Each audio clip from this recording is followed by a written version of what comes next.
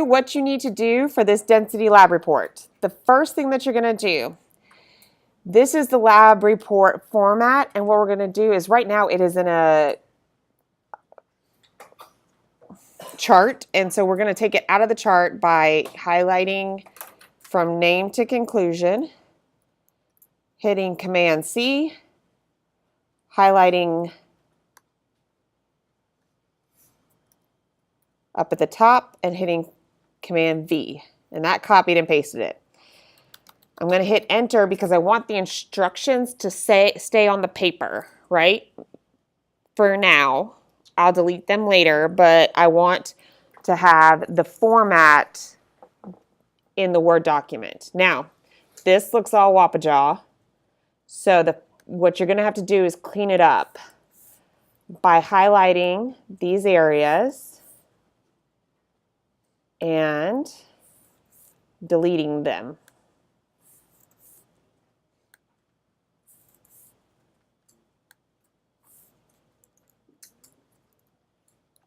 How do you delete that?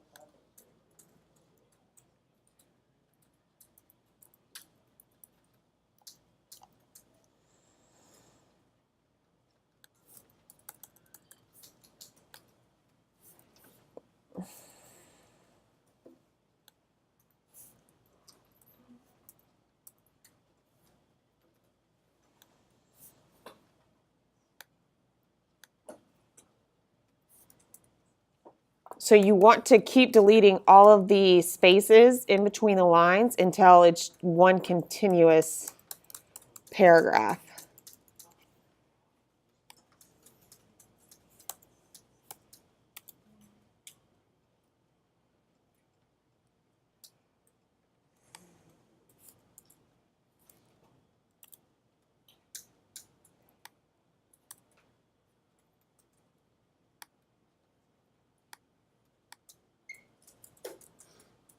Okay. Now that is what my lab report format looks like. To save yourself trouble in the future, go to File, Save As, and on your desktop, save as lab report format chemistry, and then you will never have to do all of that deleting ever again. Every time you need to do a lab report, you'll just open up that document on your desktop and voila. Now, first thing I'm going to do, go in, type your name. Do not type Mrs. Wiles.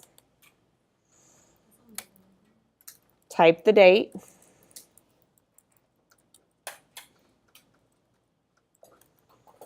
And put in your period.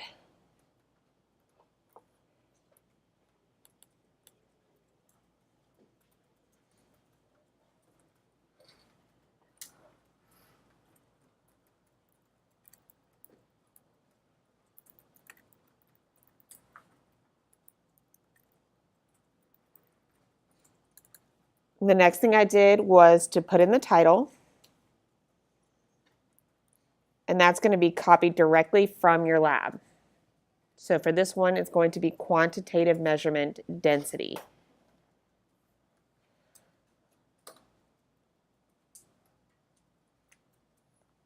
Now you want to keep these lab reports as simple as possible. This is not an English essay.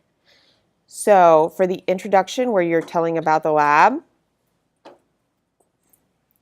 we're going to say the purpose of this lab was to determine the density of 3 materials: water,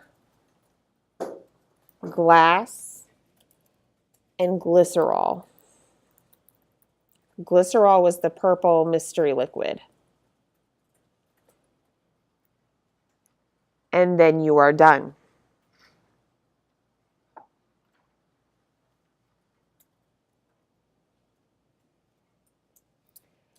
Now, there are 3 parts to this lab.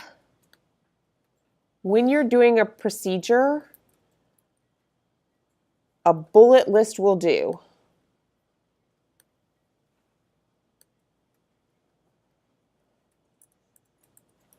So I'm going to hit enter. I'm going to hit dash part 1.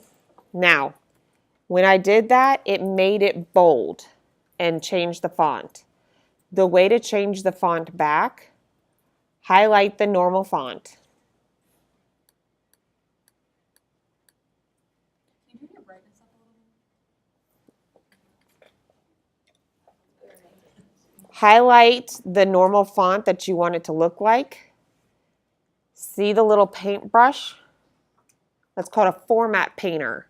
When you click it, all you have to do is highlight the part you want changed, and it will match what you highlighted before.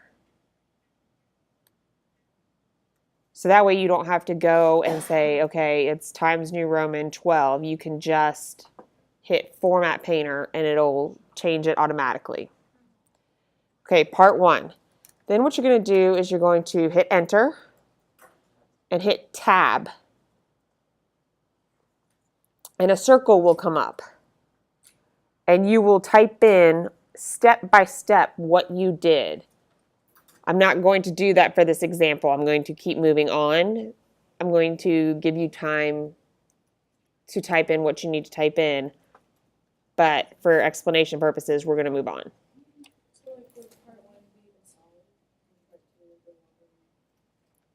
So you're going to type in what you did in part 1 and part 2.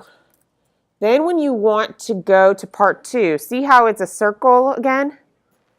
Well, there's 2 ways. Well, actually, there's a couple ways you can get it back to the line in part 1. You can go up here and say, this is increase indent, and this is decrease indent. So you can hit it once, and then you have a line. You can hit Shift. When you're at the circle, you can hit Shift Tab, and that will do it. And you can, when you hit enter from line to line, you could hit enter again. So this was enter, enter. This was enter, shift, hold down shift, tab. Okay, there's 3 ways to decrease the indent. Then you're going to go to part 2 and so on and so forth, okay? Got it? Just bullet points. Observations. For this experiment, there are no observations. Delete it. For data and calculations,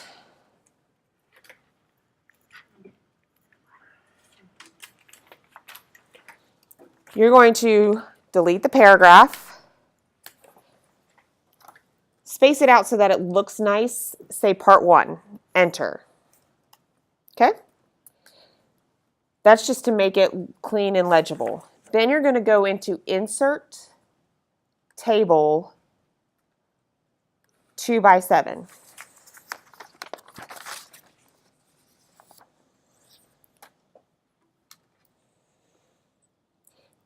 Then you copy in your data table straight from your lab sheet.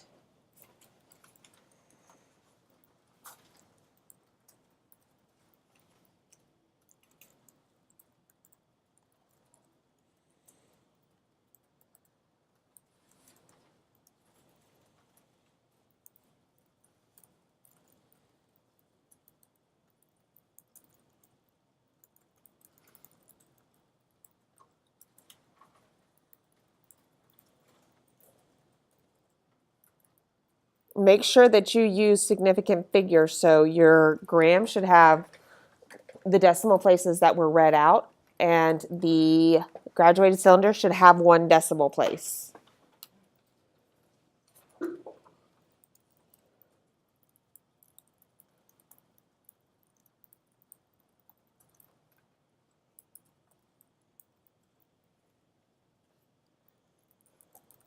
You need to show your math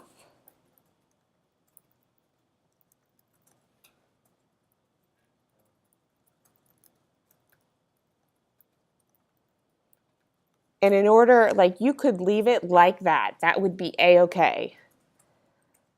Or you could make it stand out and hit bold. Either way is fine. Either way is perfect. It's just a personal preference. Then you're going to show your calculations for the density.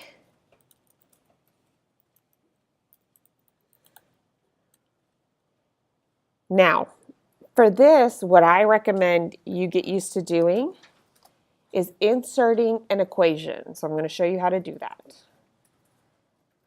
I'm in the column in the cell that I want to put the equation in. You're going to go to Insert, come over to the right-hand side, Equation,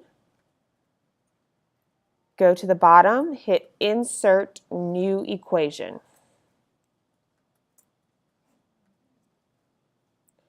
Now, what I do is I say, I'm solving for density. So I type in density equals, density is mass over volume, so I need a fraction.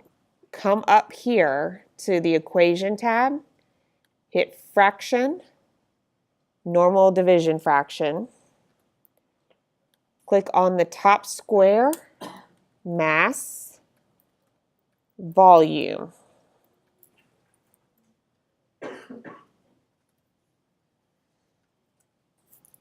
Now I'm going to plug in the numbers. So I'm going to hit another equal sign. I'm still in the same equation box. And because I'm going to plug in the numbers to that fraction, I'm going to hit fraction, normal fraction. The top square is now going to be 8.8 grams. The bottom square is going to be 4.0 milliliters. Is that our information or yours?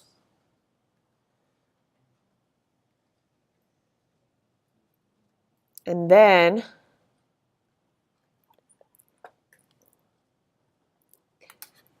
you do the calculation and report it to the correct number of significant figures. So for this one, it would be 2. So it would be 2.2 grams per milliliter.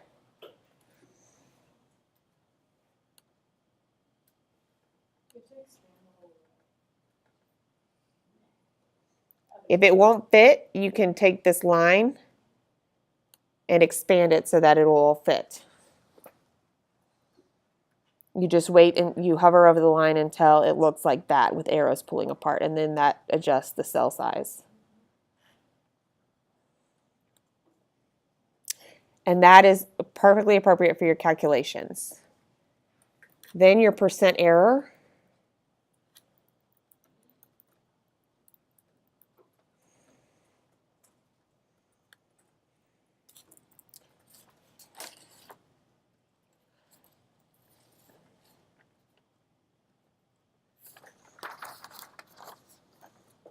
I gave you the equation for percent error, so don't plug it in. You're just going to say percent error equals, and then go to Insert, Equation, insert a new equation. The first thing I've got to do is get a fraction. So I'm going to put the fraction in there. It is the absolute value. So when you come up here, you've got all these functions. And you can scroll until you find absolute value.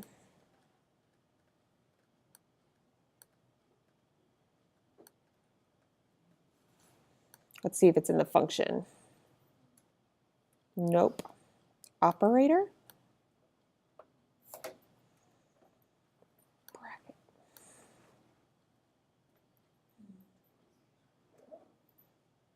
Here we go. It's under bracket. If you go to bracket and scroll down, you can put in vertical bars right there. So 3 over, 1 down. And then or you can come and do one at a time. I would do the double one. And then inside that bracket, you're going to put the actual 2.2 minus the actual, which was 2.6, divided by 2.6, arrow to the right until you get the cursor to the right of the fraction, and then say times 100 equals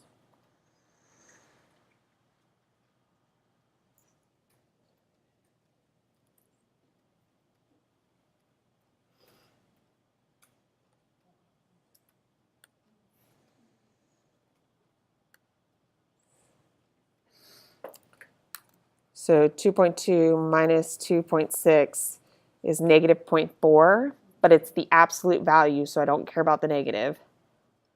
So 0.4 divided by 2.6 times 100 equals 15%. Only two significant figures.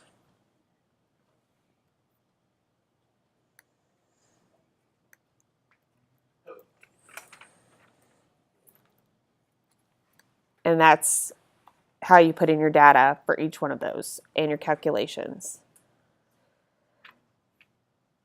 For your conclusion for this lab, you're just going to answer the questions.